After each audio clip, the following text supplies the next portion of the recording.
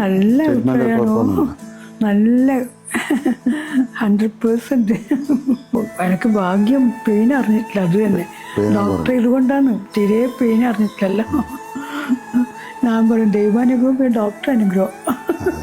Doctor നല്ല doctor.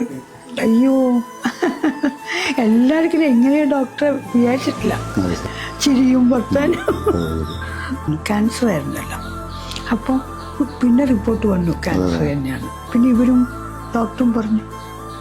പിന്നെ അജയ് തോമസാ പറഞ്ഞത്.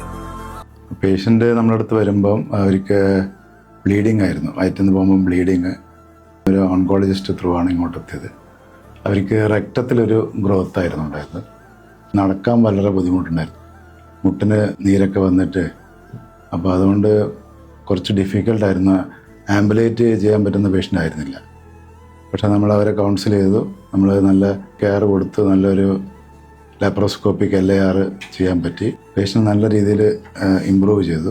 സെക്കൻഡ് സർജറിയും അവർ ഇലിയോസ്റ്റമി ക്ലോഷറും നന്നായി ടോളറേറ്റ് ചെയ്തു. ഇപ്പം വെരി പെർഫെക്റ്റ്ലി ഓക്കെയാണ്. ട്രീറ്റ്മെൻറ്റ് വളരെ നല്ല ട്രീറ്റ്മെൻ്റ് അല്ലേ. 2 പ്രാവശ്യം എനിക്ക് വേദന പറഞ്ഞിട്ടില്ല. വന്നതിനിപ്പോൾ സന്തോഷം. ശരി ഡോക്ടർ.